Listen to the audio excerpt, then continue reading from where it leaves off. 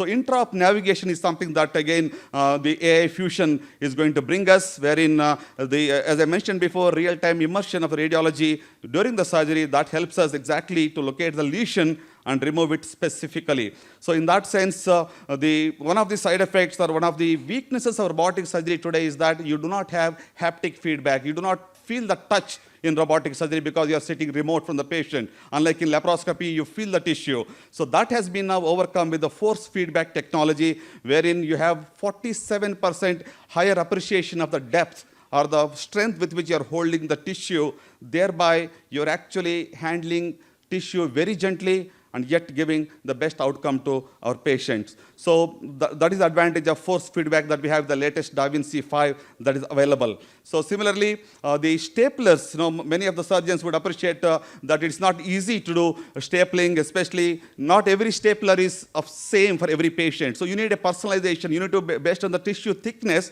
you need to apply a specific stapler. So that you see here a right lower lobectomy being done effortlessly with the robotic staplers, because it can actually tell you whether the tissue is adequately, it is easy to go ahead, or you should refrain from firing so that you do not harm the patient and you take a next level of stapler. So you see the different colors of staplers: white, blue, green, black. So each one is meant for one type of tissue. So thereby you have a smart staplers available. Even the robotic technology today is going to tell you if the tissue is thick, do not fire.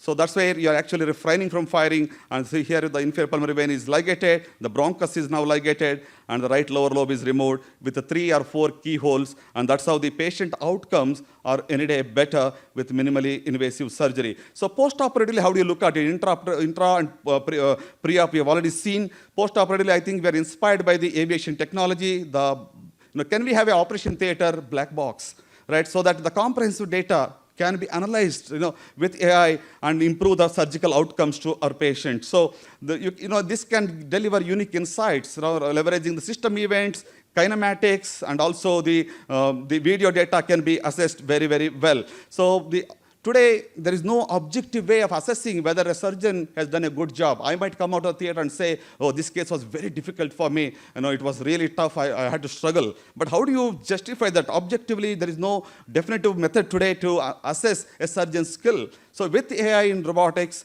objective performance indicators are available today, and thereby you're able to really assess the evaluation of the steps from inexperienced surgeon versus experienced surgeon.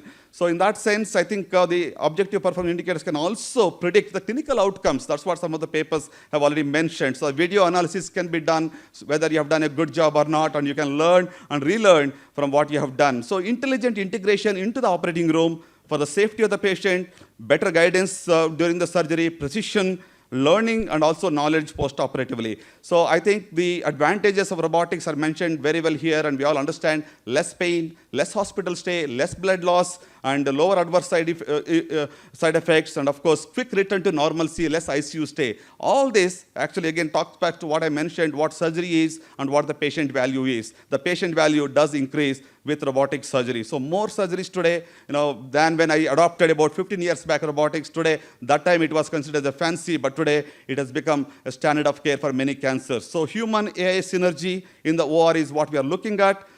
We still do not have autonomous robots, which will take at least a couple of decades, is what I'm thinking. But I don't know if Michael and Chandu has a different view on this. But for sure, at this point of time, it is still robotic-assisted surgery. Surgeon still will have a significant role to play. It's only enhancing our skills and give better outcomes to our patients. So continuous learning is possible. Some of the challenges I think we've already discussed. I don't want to talk on that. I want to conclude just telling that there is a revolution in surgery happening. The Smart Scalpel, the innovation that is happening by integrating the advanced technologies, digital surgery with robotics and AI and augmented reality, better precision, more accuracy, and best patient value. So the takeaways for us could be AI and robotics are transformative allies.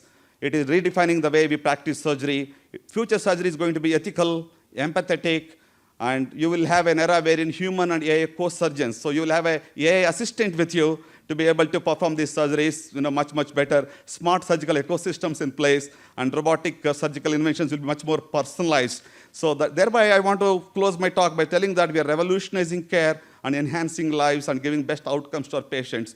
We need to create value By precision and robotic surgery, change is inevitable. We cannot say no to it. Technology is here to stay. We need to adopt it responsibly and do best to our patients. Thank you so much for your patient hearing.